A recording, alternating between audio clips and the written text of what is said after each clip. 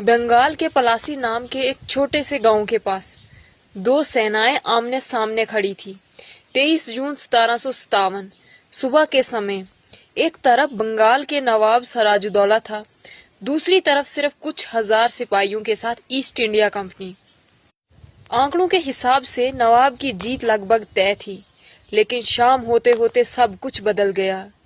तलवारों से ज्यादा खतरनाक निकला एक आदमी का लालच, और गोलियों से ज्यादा गहरे घाव दिए उसके एक विश्वासघात ने।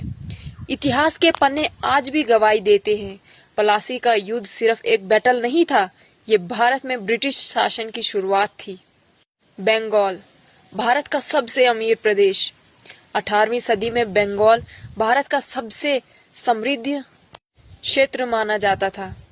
यहाँ का कपड़ा, रेशम, चीनी और व्यापार दुनिया भर में मशहूर था। ईस्ट इंडिया कंपनी बंगाल में व्यापार कर रही थी और धीरे धीरे अमीर होती जा रही थी, लेकिन कंपनी एक बड़ी गलती कर रही थी। वह नवाब की अनुमति के बिना अपनी ताकत बढ़ा रही थी। कॉइल मजबूत किए जा रहे थे, हथियार जमा किए जा रहे थे, और कंपनी अपने आप को सिर्फ व्यापारी से कुछ ज्यादा समझने लगी थी। सराजुद्दौला का गुस्सा। 1756 में बंगाल की गद्दी पर एक युवा नवाब बैठे। उसका नाम था सराजुद्दौला। सराज को कंपनी की बढ़ती हुई ताकत पसंद नहीं थी। उसने कंपनी को चेतावनी दी, या तो मेरे नियमों का पालन करो या बंगाल छोड़ दो। लेकिन कंपनी ने बात नहीं मानी। अब तक टकराव तय हो चुका था। कार्रवाई शुरू कर दी। उसने कलकत्ता पर हमला किया और कंपनी के स्थानों पर कब्जा कर लिया। ईस्ट इंडिया कंपनी के आखिरी सभी अधिकारी घबरा गए। उन्होंने मद्रास से एक आदमी को बुलाया, एक ऐसा आदमी जो आगे चलकर ब्रिटिश साम्राज्य का सबसे बड़ा हीरो माना गया। उसका नाम था रॉबर्ट क्लाइव। क्लाइव के सबसे बड़ी चाल। रॉबर्ट क्लाइव समझ गया था कि सीधा युद्ध जीतना मुश्किल है, इसलिए उसने तलवार से पहले दिमाग का इस्तेमाल किया। उसने नवाब के कुछ अधिकारियों से गुप्त संपर्क बनाना शुरू कर दिया। इसमें सबसे महत्वपूर्ण नाम था मीर जाफर। मीर जाफर की सेना का संपत था, इसलिए उसने तलवार से पहले दिमाग का इस्तेमाल किया। उसने नवाब के कुछ अधिकारियों से गुप्त संपर्क बनाना शुरू कर दिया। इसमें सबसे महत्वपूर्ण नाम था मीर जाफर। मीर जाफर नवाब की सेना का सेनापति था, लेकिन उसके मन में खुद नवाब बनने की इच्छा थी। क्लाइव ने उससे वादा किया, अगर तुम हमारी मदद करोगे तो बंगाल का नवाब तुम्हें बनाया जाएगा। और यही लिखी गई पलासी के युद्ध की असली कहानी। पलासी का मैदान। 23 जून 1757। सराजुद्दौला के पास लगभग 50,000 सिपाही थे। कंपनी के पास केवल 3,000 के आसपास सैनिक। अगर युद्ध ईमानदारी से होता तो शायद कहानी कुछ और होती, लेकिन ये युद्ध तलवारों का कम और साजिशों का ज्यादा था।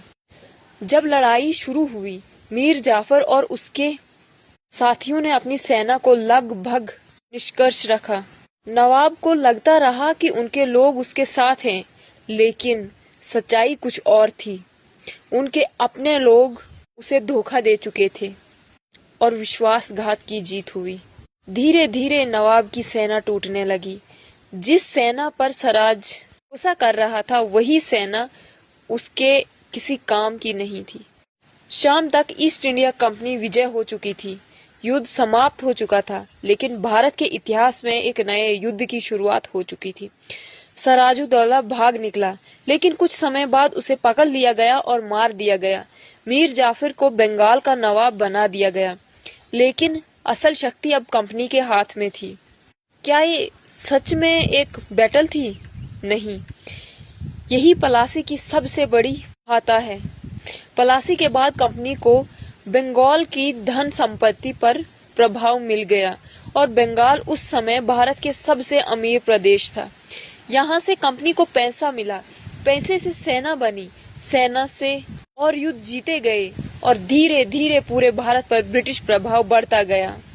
कई इतिहासकार कहते हैं प्लासी की जीत ने ब्रिटिश एम्पायर की नींव रखी। अब हम कुछ रिवीजन पॉइंट कवर करेंगे, जैसे कि बैटल ऑफ प्लासी 23 जून 1757 को हुई। स्थान प्लासी, बंगाल।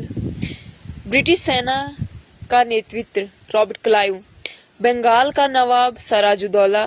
विश्वासघात करने वाला सेनापति मीर जाफर। परिणाम ईस्ट इंडिया कंपनी की निर्णायक जीत। मेहता भारत में ब्रिटिश राज्य की नींव पड़ गई। कभी कभी इतिहास तलवार से ज्यादा नहीं बदलता, कभी कभी इतिहास एक विश्वासघात से बदल जाता है। प्लासी के मैदान में सिर्फ सिराजुद्दौला नहीं हारा, वहां भारत की स्वतंत्रता का एक बड़ा हिस्सा भी हार गया था। एक व्यापारी कंपनी ने पहली बार भारत की राजनीति पर अपना प्रभाव जमा लिया था और अब उसका अगला कदम और भी बड़ा होने वाला था। प्लासी के बाद कंपनी को बंगाल मिल गया, लेकिन क्या इतना काफी था? कैसे सिर्फ 7 साल बाद एक और युद्ध ने कंपनी को भारत का असली शासक बना दिया? अगली वीडियो में हम जानेंगे बैटल ऑफ बक्सर की कहानी, वो युद्ध जिसने कंपनी को भारत का मालिक बना दिया। अगर आपको मेरी मॉडर्न हिस्ट्री की प्लेलिस्ट चेक नहीं की है और अगर आपको वीडियो पसंद आई है तो प्लीज लाइक, सब्सक्राइब, शेयर करें। चैनल को सब्सक्राइब करना ना भूलें। मुझे दीजिए इजाजत, धन्यवाद। हम फिर मिलेंगे नेक्स्ट वीडियो में, जो कि होगी बैटल ऑफ बक्सर।